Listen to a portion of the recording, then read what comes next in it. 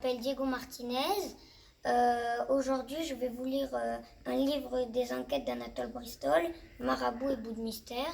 Donc c'est un livre que j'aime beaucoup et j'aimerais vous le lire. Il y a un nouvel élève dans ma classe. Il est arrivé ce matin. Il s'appelle Kimani.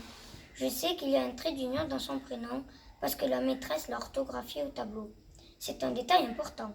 Je vais faire une fiche sur lui pour mes enquêtes et ce serait dommage qu'il y ait une faute dans le titre. Kimani m'intrigue. Et pas parce qu'il est nouveau et qu'il a un prénom original. J'ai moi-même débarqué dans cette école il n'y a pas si longtemps. Et question prénom qui ne passe pas inaperçu, je m'y connais. Anatole, il faut assumer, je vous le confirme. Kimani vient d'Éthiopie. C'est un pays d'Afrique situé à mi-hauteur vers la droite et qui est entouré du Kenya, du Soudan, de la Somalie et d'un autre pays.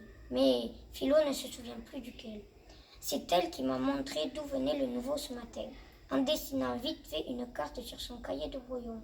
Mon amie m'a impressionné. Elle a un vrai plan mappé dans la tête. C'est limite si elle ne connaissait pas les routes les plus courtes pour y aller. Plus tard, si elle veut, elle pourra être voie de GPS, car elle est, semble-t-il, incollable en géographie. En fait, Philo pourra faire ce qu'elle veut. Elle est incollable en tout.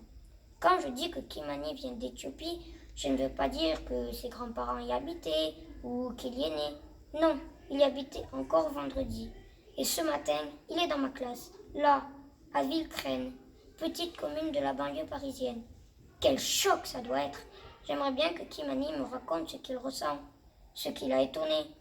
Mais il ne parle pas français, pas un mot. Enfin, si, 3.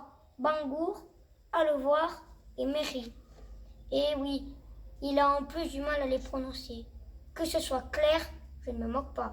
Je ne parle pas un mot d'éthiopien, moi. En plus, je suis content qu'il soit là.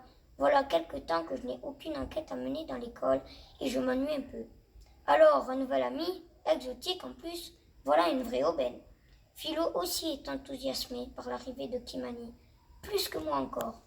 Lorsque la sonnerie de la pause nous délivre enfin de la torture des exercices de maths, elle m'annonce « Ne m'attends pas pour aller jouer au foot.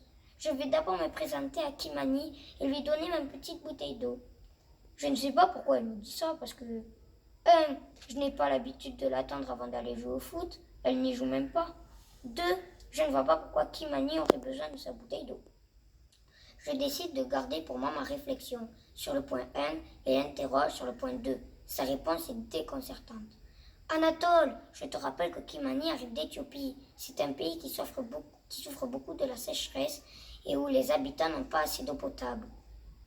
Et alors, je lui retorque, tu ne crois pas que l'hôtesse de l'air dans l'avion, qui l'a emmené lui aussi, a déjà servi un verre d'eau, sans compter que ça fait 3 jours qu'il est là. Il a dû boire depuis.